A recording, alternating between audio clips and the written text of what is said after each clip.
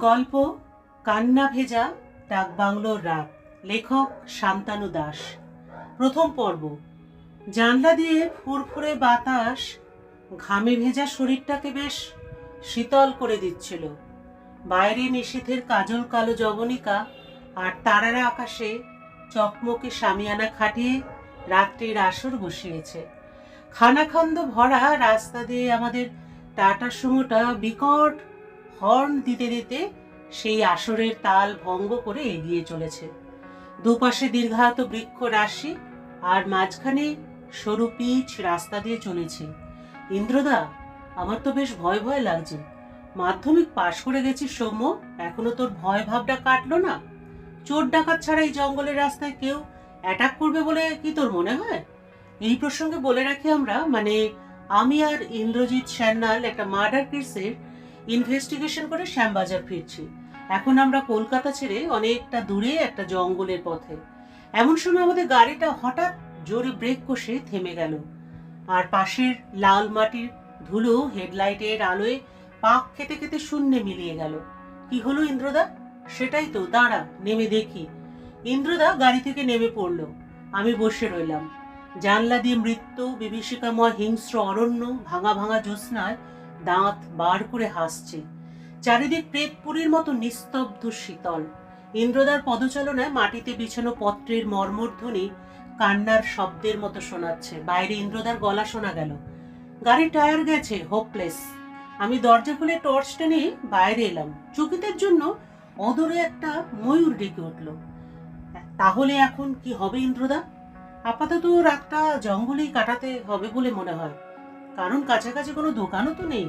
কিন্তু স্ট্রেঞ্জ, চাকাটা ব্লাস্ট হলো কি করে? টর্চটা দে তো সৌম্য। ইন্দ্রদা টর্চ নিয়ে হাঁটতে লাগলো। রোমাঞ্চিত স্তব্ধ প্রতীক্ষায় দাঁড়িয়ে রইলাম। কানের কাছে কিছু বুনো মৌমাছির গুনগুনানি আর নাকে কিছু একটা ফুলের গন্ধ পাচ্ছিলাম। হয়তো ওই সাদা ফুলটা, যেটা অন্ধকারের বুক চিরে অদূরে ফুটে রয়েছে।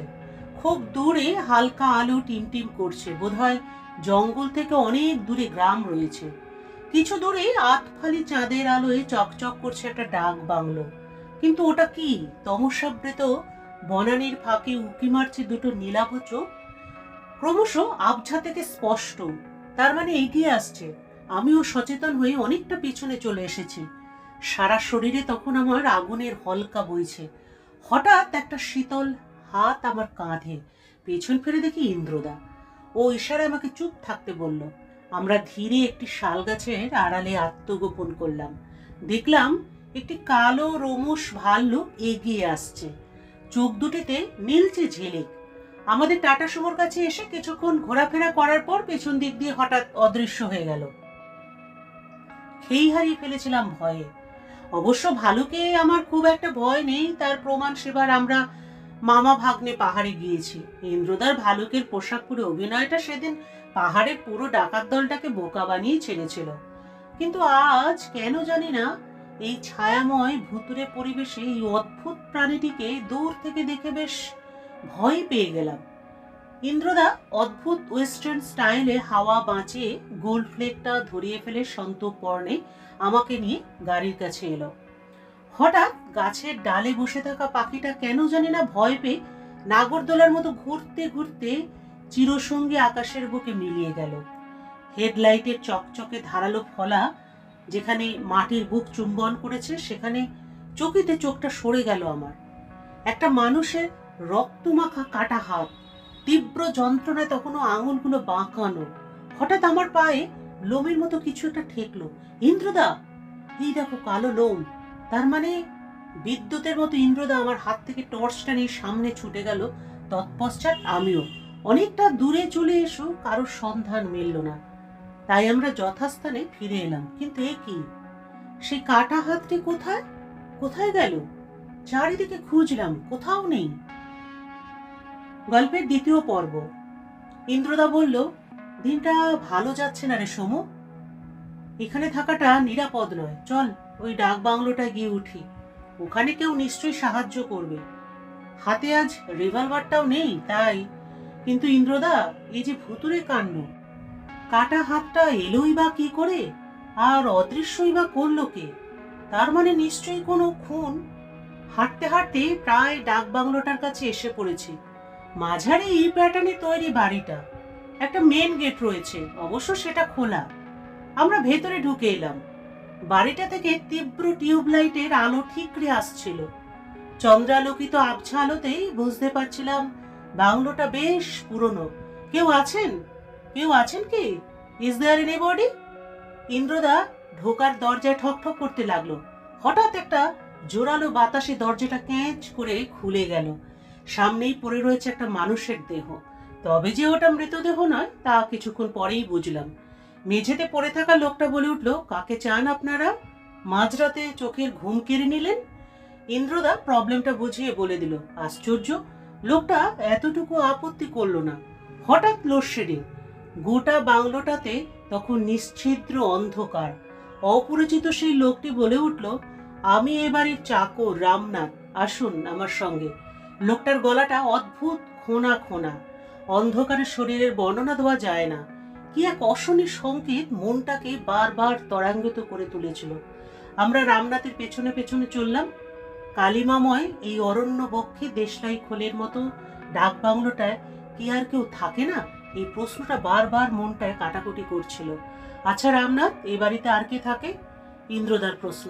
থাকে বাবু, সবাই থাকে, আমিও থাকি, তারাও থাকে। ওরা সব অন্ধকারে ঘুমিয়ে থাকে। মানে? আমরা তখনও অতল অন্ধকারে রামনাথকে অনুসরণ করছি। আমার টর্চের ব্যাটারি শেষ, তাই সেটা জ্বালানোর চেষ্টাও বৃথা। আপনারা এই ঘরে থাকুন, আমি আসছি।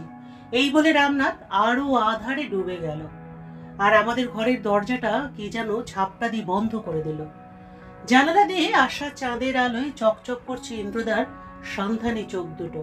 আবছা রহস্যময় আলোয় দেখা যায় ঘরে একটা খাট রয়েছে, চেয়ার, টেবিল, আর মাথার উপরে খারাপ হয়ে যাওয়া একটা দেয়াল ঘড়ি। কোথাও কোনো আলো বা শব্দ নেই। ইন্দ্রদা, আমার কিন্তু ভালো লাগছে না। ভালো কি আমারও লাগছে রে সমু। গাড়ির চাকা ব্লাস্ট হওয়া, কাটা হাত অদৃশ্য হওয়া, ডাকবাংলোর জনহীন স্তব্ধতা, সবই কি কোনো রক্তচক্ষুর চাল? বিছানার উপর জমা 1 ইঞ্চি পুরু ধুলো কোনো এক অদৃশ্য হাত আলতোভাবে পরিষ্কার করে দিয়েছে। তবে কি কেউ আগে থেকেই আমাদের আগমনের খবর জানতো? আমি আর ইন্দ্রদা এসব নানা চিন্তা করতে করতে তক্তপোষের উপর গা এলিয়ে দিলাম। বাইরে চাঁদরা তখন মেঘের পকেটে ঢুকে বেরোবার জন্য ছটফট করছে। দুজনের চোখে সজাগ দৃষ্টি, তবু মনে হচ্ছে যেন গোটা বাড়িটা এক অশুভ শক্তির মুঠোর মধ্যে চলে যাচ্ছে। মাকড়সার জালে ভর্তি জানালা দিয়ে দেখলাম বাইরে একটা রাত জাগা পাখি সভয়ে ডানা ঝাপটে উড়ে গেল।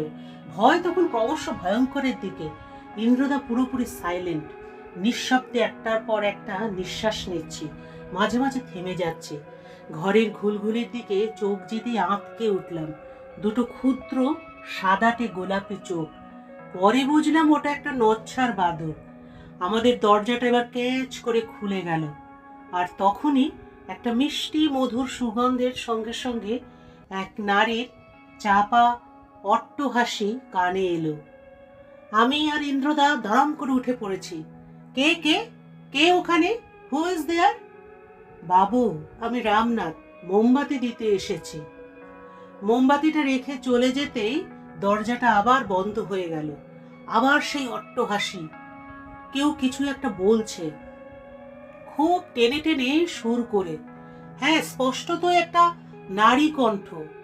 একটা আবছা ছড়া, না পাও খুঁজে 13 যদি, 7 সাগর আর 12 নদী, পার হয়েই নামো, নীল কমলের নীল কাটা আর লাল কমলের লাল কাটা, নিয়ে এসেই থামো। ক্রমশ আওয়াজ স্পষ্ট হতে থাকে।